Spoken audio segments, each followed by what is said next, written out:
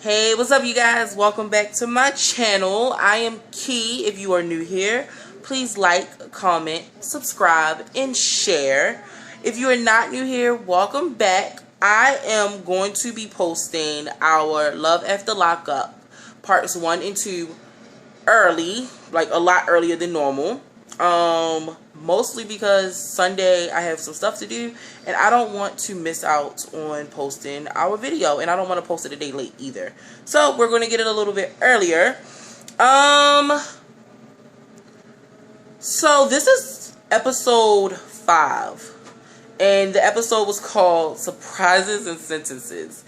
And we immediately start off with Garrett and Jonna, and she is basically in the house still upset from the fact that Garrett did not come home, and she is like going on and on. She's saying, you know, you've messed up. Like, my birthday's like 2 days later. Like, you did this, and then you knew my birthday was going to be 2 days later. You could have waited to drink. You could have waited to like hang out with me, and you just could not have done it. And Garrett's just sitting there like, I don't know what you want me to tell you. I don't know what you want me to do. I've already apologized. And she's like, you just already effed up my birthday. Like, she's hot still. And I understand, because if this one didn't come home at all, we would have a problem. Now, I just don't know how long we would have a problem. You know what I mean? Like, because I think I would be more like the silent type. I probably wouldn't even like express that I'm irritated. WeTV slings us around. Like, the editing is killing me, because literally the scene with Jonna and Garrett ends with her walking out of the room saying that he messed up her birthday. That's how it ends. And then it throws us right into Lamar and Andrea. So Andrea is back at home, and she's meeting up with her friend Michelle, and they're looks like maybe on top of somebody's deck, and they're having a conversation about how things were back in California. And she's basically, it seems like the editing makes it seem like she doesn't even talk about we don't see her talk about the good times. It's not even like we do not see her talk about the good time that she had. We literally run into the conversation of how Lamar kind of like bulked up on her when they were in the parking lot, and he just got upset and angry because she was acting childish. Yeah, childish.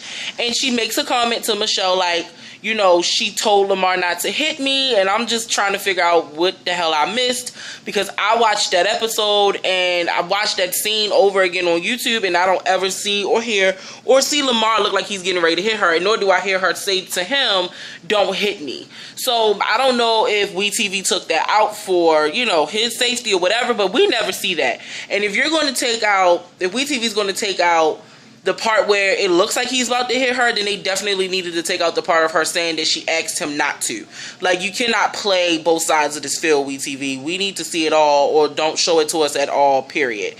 So Michelle, the friend, is like, well, did he put his hands on you? She's like, no, of course not. I just think the prison came out of him. And Michelle's like, well, he was locked up for 18 years. Like, what do you expect, you know, to happen? You can't assume that he's just going to change like that. Is that really what you want? Is this a person that you really want to marry?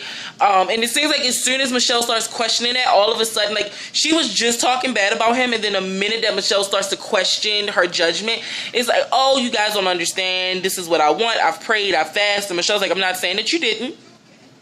I'm just saying that you see what it is, and is that what you really want? And she's like, yeah, this is what I want. You know, this is where I'm at with this, and, you know, I'm pretty sure. And then Michelle's like, well, he has one more time, and then if he does it again, then we're going to have to, you know, he's going to have to go, because we can't have that around the children or whatever. Then the scene cuts us to California, and we get with Lamar, and he's with his brother Dulo.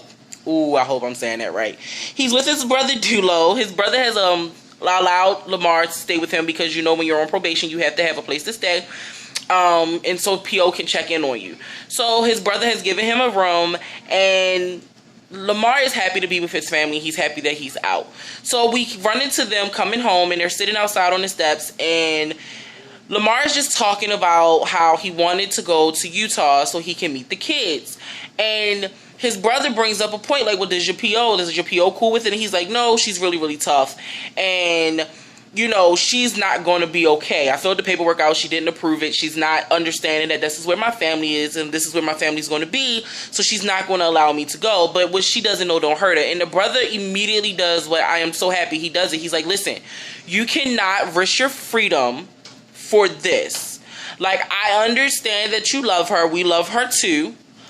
But she has to understand that this is too serious. Like, if you go back to jail, she'll never see you and the kids will never meet you, and she'll be living that life anyway. So you have to explain to her that your PO is not letting that happen. You cannot go do something stupid like sneak off and then your PO shows up and you're not here. What am I supposed to say? What am I supposed to do? You're not risking your freedom from this. And Lamar is just like so scared to tell her because he's already seen her reactions with everything else. If my fingers look red, it's because I had red hot Cheetos. So that's what's going on with that.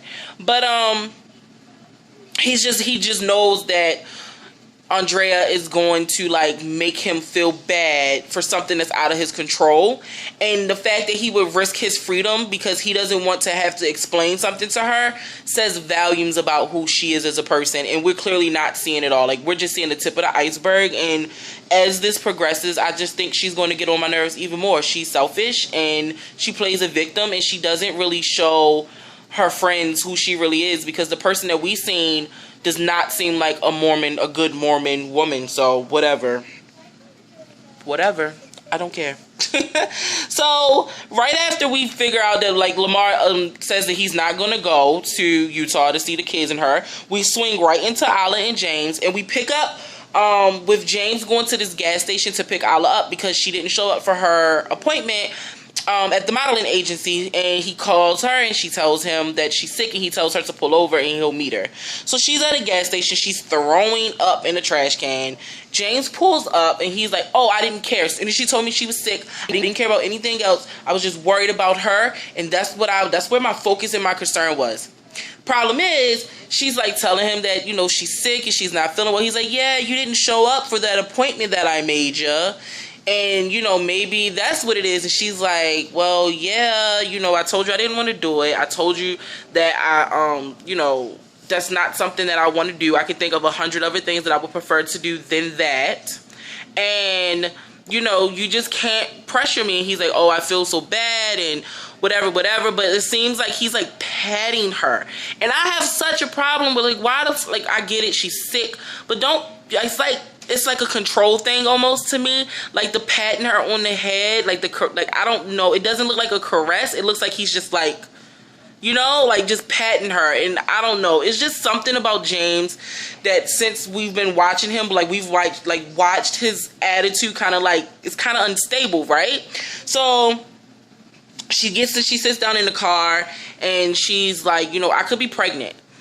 And James says, oh, I didn't picture it this way. And one part of his confessional, he says that he wasn't prepared for this. He wasn't thinking about this. And this is just not something that he was ready for.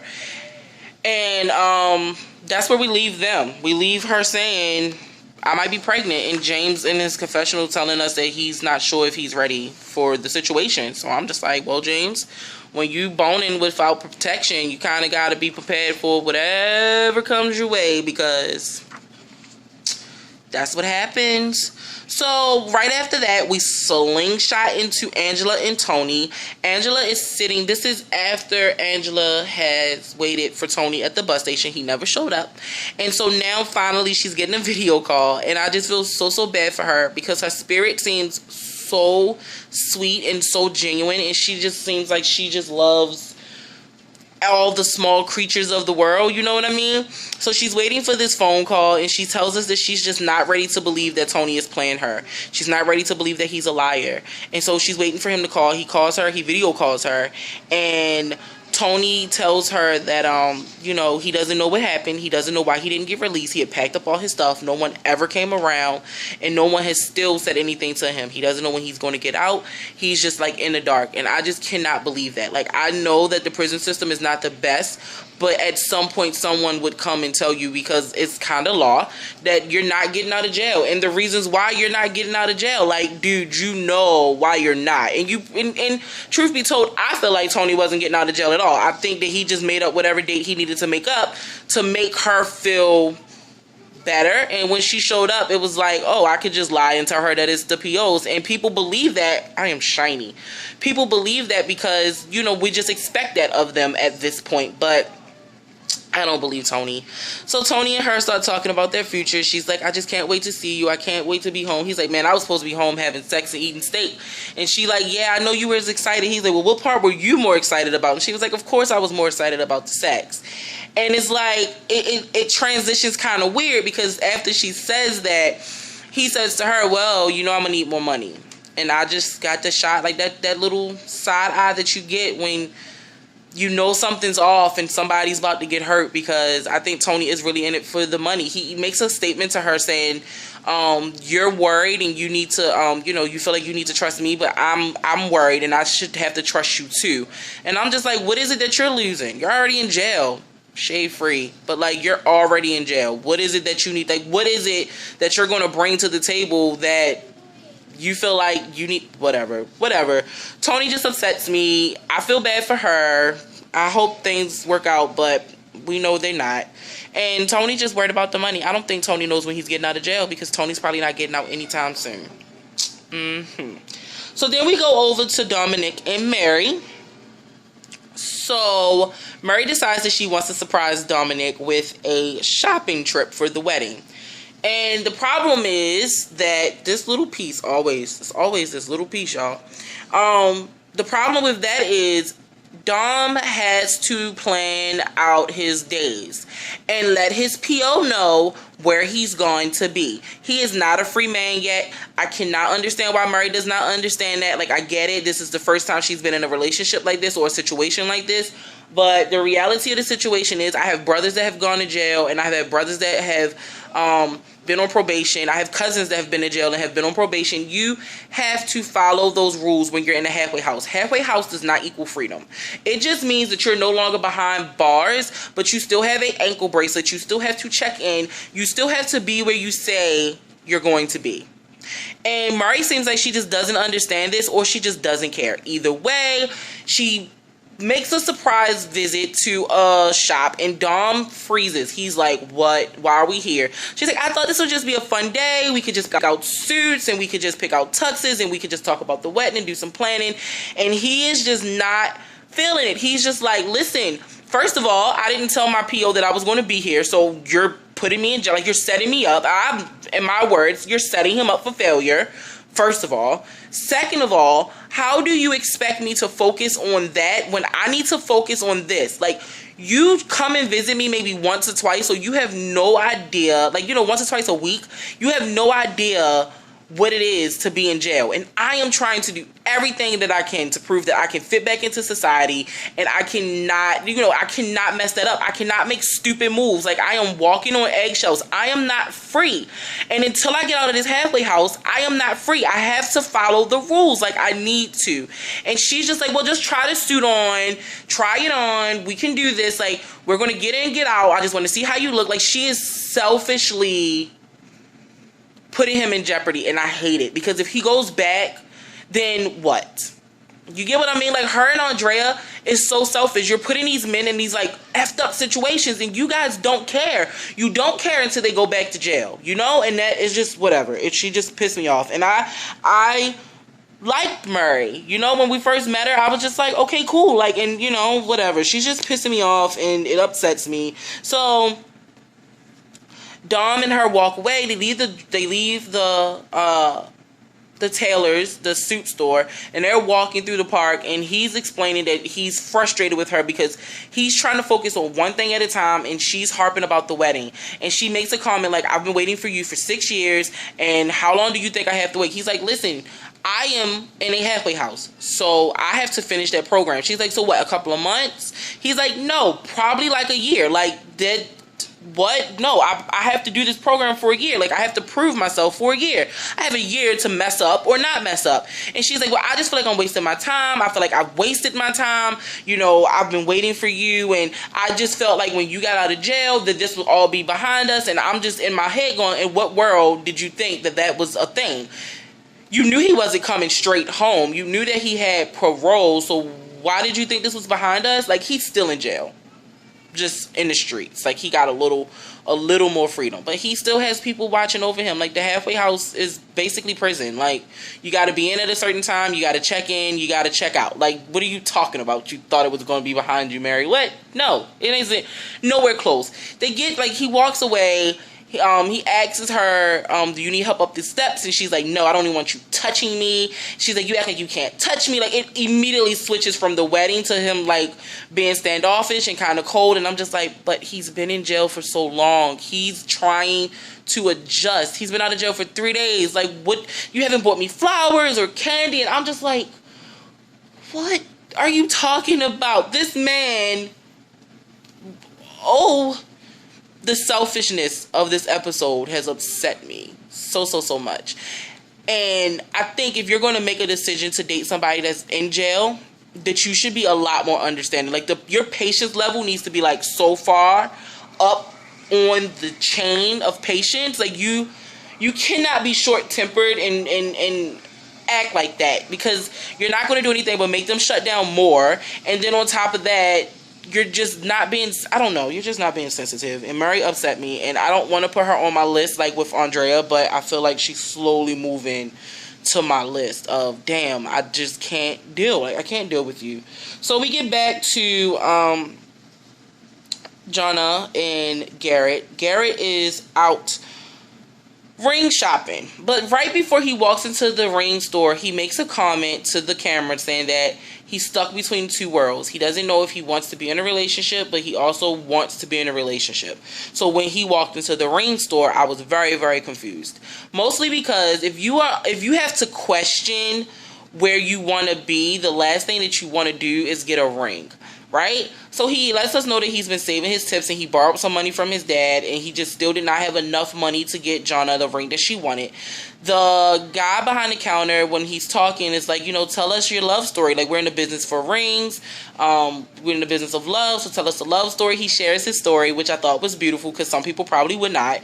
He shares his story and lets the guy know that, Jonna started writing to him when he was in prison. She came and visited him, and they've been together ever since. And the guy says, I've been doing this for a while, and when you think you've heard it all, and the guy, they laugh, and he's like, it's a beautiful story. Thank you for sharing it. He starts breaking down the idea of a ring setting and then incorporating the middle stone, and Garrett immediately realizes that it is going to be out of his price point, but he still wants to get her this ring, and that's where we leave him, saying that he's going to have to make a decision.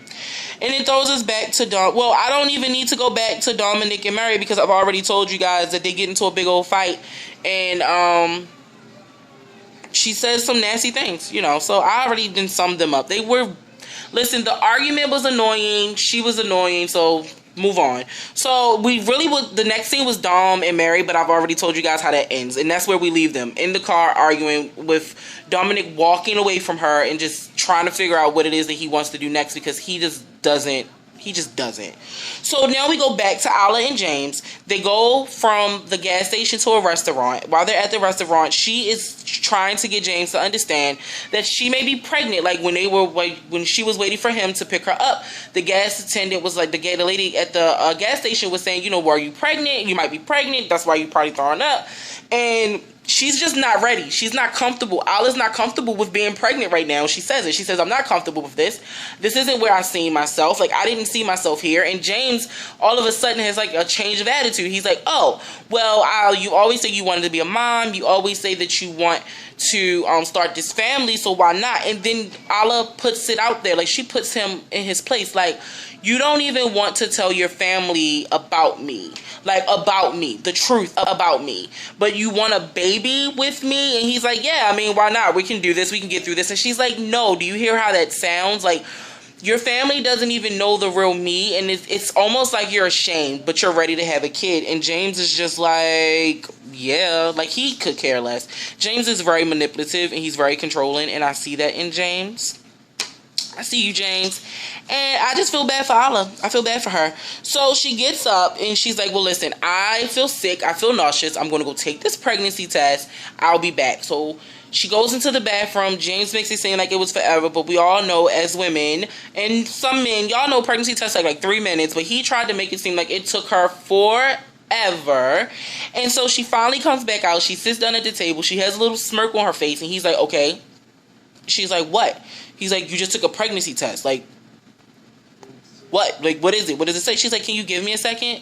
Like, can you give me a second? Can you give me a second? Like, I just took a pregnancy test. I'm the one that took it. I'm the one that has to deal with the feelings. Like, can you just give me a second? He's like, why? Why do I have to give you a second? Is it either it's positive or it's negative? Like, tell me what it is. And she's like, give me a second. Like, is it killing you to wait? Is it killing you to, like, not be in control of this situation? Like, I don't know how you grew up. I don't know if it's the military. Like, I don't know what it is. But in my family, like, we just give each other time. Like, you have to give me time to tell you. He's like, dude, are you pregnant or not? Like, you can't do this and da-da-da. And James, like, kind of, like, snaps on her. And she's like, no, I'm not pregnant. He's like, was that hard? She was like, I don't know. Was it hard for you to, like, wait 3 seconds so I can give you an answer? And she's like, you know, he's just like, well, I just don't know what the F we're doing. If you don't want this or whatever, he says, if you don't want this, then we can just go ahead and be done. Like, I don't even know what we're doing anymore. And Allah's just like, she just hunches her shoulders. And we don't know what's going to happen with them because that's where they leave us. They leave us with them two fighting. Everybody kind of leaves off on a crazy note tonight. Like, you know. And then finally, we get to, well, not finally, but we get to Scott and Lizzie. Listen, I'm going to just sum it up. Scott has gone to see his, like, the lawyer for Liz and him. Attorney Aaron, which I thought was so funny. Attorney Aaron tells Scott, listen, she is not getting out next week or anytime soon. They have found a cell phone on her and drugs, and these charges are serious because that is a problem in California prisons. You cannot have drugs or cell phones. And Scott says to us, I give her a cell phone every 6 weeks because it makes her happy. Or every 6 months. Every 6 months, I give her a cell phone. She might get caught with it. She might not get caught with it. But, you know, it just makes her happy. So I went ahead and gave her a cell phone. So, yeah. And I'm just like, oh, well, she's going to stay locked the hell up because of you then. Because that's stupid. Well, that's dumb. You might as well smuggle her the drugs too then. Like, I mean, what did you think was going to happen if they continue to catch her with cell phones? They're going to charge her. Like, what the hell? Whatever. So Attorney Aaron says, listen, I'm going to be real with you. If these charges stick, because they're going to take her to trial, if these charges stick, she's going to get another 12 years. And I'm just like, Scott, relationship's over, bro. It's over. Because if she do another 12 years, it's just no way. It's no way. Financially, mentally, or emotionally, you're going to be able to deal with that. And once your finances start to run up, she's going to have to play, like, she's going to have to get a couple of tricks because how is she supposed to survive for another 12 years? Huh? And he says, you know, I just don't want to be alone. I love her. I can't see her in jail. And I'm just like, it's partially your goddamn fault, Scott. You gave her the cell phone. You gave her the phone. You gave her the very thing that would put more time on her sentence. So, get over it. If she gets 12, that's on you. Because you didn't have to give her the phone. Like, what type of bad influence shit is that? Whatever, dude. Scott, I wish I felt bad for you, but I kind of don't because that was a dumb move. Now, I don't know about the drugs and stuff. That's something totally different, but that cell phone is all on you. So, we swing into the final scene. We're back to Garrett and Jonna. And, sorry, y'all. Happy to hair on my eye. We're back to Garrett and Jonna. She's getting ready at the house. She is still complaining. It is her birthday. She's like, she doesn't want to go. She has to play like, you know, she's happy because she's already invited all these people out for her birthday and she's just over it. So they get to a rooftop and it looks like they have champagne and they have food and they have like decorations and stuff for her, up for her. They're talking and taking pictures and you can see that she's just like trying to get drunk. She says it, I'm trying to get drunk, go home and go to sleep because I really don't feel like celebrating. And so we don't know how long they were there, but it cuts like immediately to Garrett's like, oh, it's time for presents. He gives her one box. It has a melted, I don't know why he gave her that. It has a strawberry, a chocolate dipped strawberry. Now, it's hot where they're at. So the thing has melted, okay? And he's like, oh, I got one more present for you. And he comes out with like this big box. And it's a box inside of a box, inside of a box, inside of another box. And she's opening it up. And you can see she's kind of like getting in a better mood. And her face is getting lighter. And finally, it gets to the littlest box, and it's a ring. It's a pretty ring. And Gary's down on one knee, and he's asking her to marry him. And it just, I don't know. it was kind of anticlimactic, you know? Like, whatever. She got what she wanted. Pretty ring. She didn't even look happy, but I think she was probably also kind of drunk, so there was that. But like the emotion that I thought I was going to get from her, we didn't get it, and it just was kind of dry, for real. Like, if I walked up to you guys with a ring and was like, marry me, you know? That's kind of how I felt about it. But they took a couple of pictures. She looked really, really pretty and really nice. And that was it. Like, honestly, y'all, I wish I could say more about the proposal. I mean, I'm kind of happy that he proposed, but I'm kind of not, because he's not ready. And honestly, considering the things that she's seeing now, I don't think she's ready. I think that she thought she was, and now that the ring is on her finger, we're getting ready to see something totally different. And yeah, I don't know. I am not even going to break this up into 2 parts for you guys. Normally my video for Love After Lockup will be like 30 minutes or so, and I have to like break it up. But I'm going to give y'all this whole chunk. Hopefully you guys make it through the whole thing. I am sorry that I'm not cutting it up for you guys today, but it was not a lot. It just wasn't a lot. So we're a little under 20. We are a little under 30 minutes with this video. So yeah, that's it. That's all. That's how it goes off with Jonna and Garrett getting engaged. And I'm underwhelmed. I'm underwhelmed about the whole episode. You know what I mean? Like, Mary got under my skin. Andrea is already under my skin. And hopefully next week will be better. And hopefully the editing won't be like slingshotting us the heck around. Because it makes me uninterested. It makes it hard for me to like get invested, you know? Like, it just makes it so hard, and it makes it hard for me to come to you guys and be excited about it, because you just kind of get thrown out of the moment. The minute that you get into one storyline, they throw you into something else. So whatever, dude. We'll be back next Sunday with a new Love After Lockup, episode 6. Hopefully you guys have a great day. I am going to try to post a video for you guys tomorrow, but if I do not, I'll see you Monday. So I love you guys. Go be great. Stay warm. It's hot in this house. I need to go turn my air up. I love y'all. Peace.